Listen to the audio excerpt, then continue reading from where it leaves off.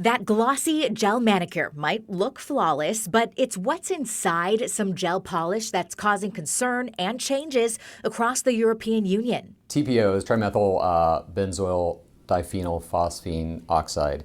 Is what's known as a photoinitiator. That means TPO reacts with UV or LED light, transforming sticky, gooey gel into a hard, shiny, durable nail finish.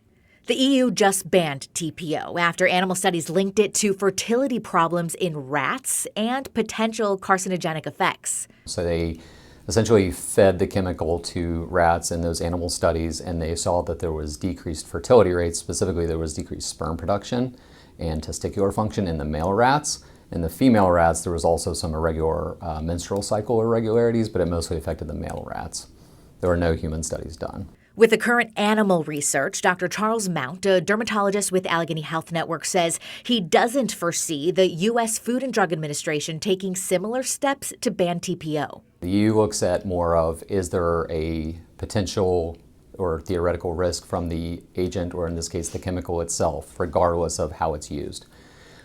In the U.S., the U.S. system approaches it more as the chemical, but also in the setting that it's going to be used, how it's exposed to humans, duration, the setting in general to assess risk, not just the chemical properties itself. So that's where the EU is being a little bit more stringent here. Personally, I think the risk is low.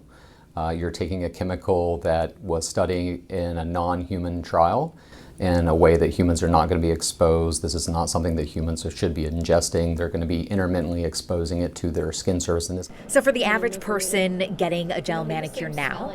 I'm not worried about fertility issues or even direct carcinogen effects of the TPO in humans as they are currently used in the nail setting. I'm more worried about UV lamps exposure in the nail hardening process when the gels are used. Not only are there manicure options that don't require UV lamps, there are also local salons that are TPO free if you want to avoid it. There are a variety of non-toxic options. They tend to be a little higher in cost, but we would rather be transparent with our clients. Antoinette Koval opened up a non-toxic nail salon in Lawrenceville back in 2022. Some believe that the studies of TPO, the experiments were extreme and that it's not that much of a cause for concern, but at Illustrated Nails, we prefer to err on the side of caution. She says every product her salon uses is free of TPO and 13 other common toxic nail polish ingredients. At best, they are skin irritants, but at worst, they are carcinogens. They also harden the non-toxic gels with LED lights instead of UV. I'm glad that the industry is starting to catch up. I just feel that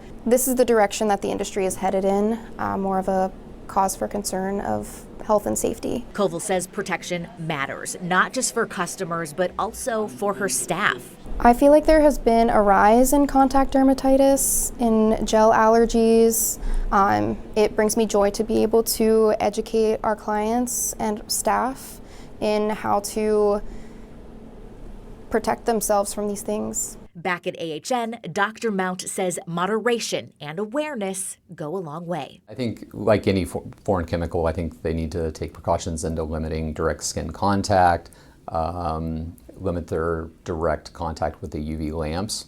Otherwise, they just need to stay tuned for more studies that come available with scientific data to point one way or the other. All right, so if you love getting gel manicures and the salon you go to uses products with TPO in it, you don't need to panic. But no, there are other options out there. Also, always be monitoring your skin. If you're getting a rash, redness, peeling, or infections around your nails, it's time to take a manicure break and talk to your doctor.